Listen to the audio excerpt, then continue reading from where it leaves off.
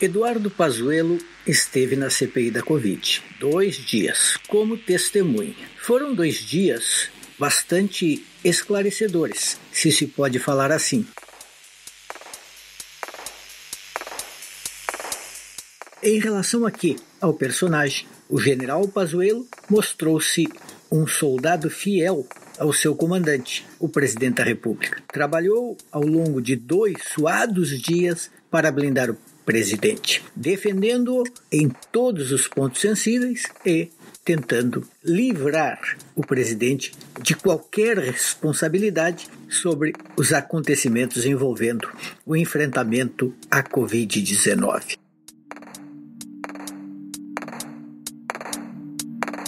Pazuello teve vários momentos nessa CPI. Na primeira parte, mostrou-se firme, tranquilo e até tentou enquadrar os senadores dizendo que não queria responder perguntas simplórias. Acabou ele enquadrado. Mas já na segunda parte, na tarde do primeiro dia de depoimento, ele começou a desabar, porque o bombardeio foi grande, especialmente de senadores como Eduardo Braga, do Amazonas, que contestou as afirmações do ex-ministro da Saúde em relação, por exemplo, ao tempo de falta de oxigênio em Manaus. Para Pazuello, meros 3 dias. Para o senador Braga, mais de 20 dias. Para o país, os fatos estão aí e não deixam mentir. Em algum momento, Pazuello foi confrontado e teve de sofrer algumas humilhações. O próprio Braga o chamou de mentiroso. Deve ser terrível para um general ser chamado de mentiroso em público. Mas Pazuello parecia estar ali para cumprir uma missão, disposto a ter algumas quedas e a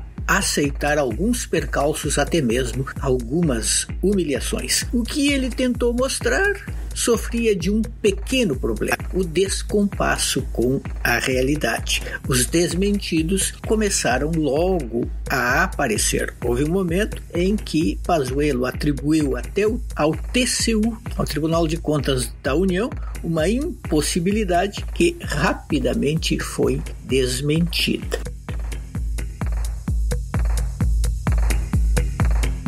Na CPI, todos parecem dispostos a mentir um pouco. Só que nestes tempos, rapidamente os desmentidos aparecem e fica constrangedor.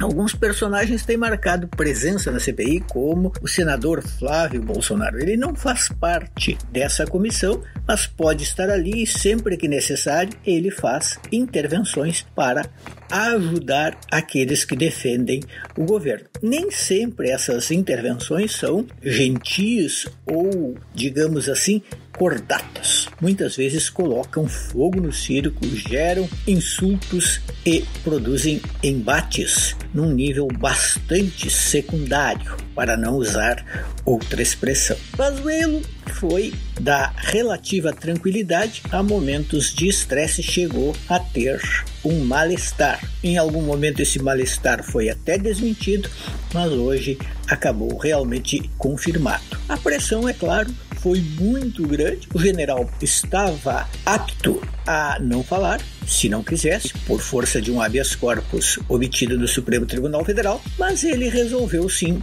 enfrentar as questões do jeito que deu. Muitas vezes de maneira fria, quase burocrática, como se tudo fosse uma mera questão de números. O grande problema, isso já está claro, é a incompatibilidade dos seus números com a realidade. Em outras palavras, Pazuello minimizou grandemente o ocorrido em Manaus e também tentou se livrar daquela acusação de ter realmente insistido no tal tratamento precoce. O que ele mais fez foi dizer o seguinte, que jamais recebeu ordens do presidente da República para isto ou aquilo, que jamais recebeu do presidente da República a ordem para não comprar a Coronavac, a vacina chinesa do Butantan. No entanto, todo mundo viu aquele vídeo no hospital em que Bolsonaro e Pazuello conversam e Pazuello diz, olha, tem um que manda e o outro que obedece. E é claro que quem obedecia era ele. Tudo isso foi, em princípio, descartado, não era bem assim, a ordem não foi dada, era apenas um jogo de cena para a internet. Acredite, é claro, quem quiser, quem puder, quem desejar, quem tiver vontade.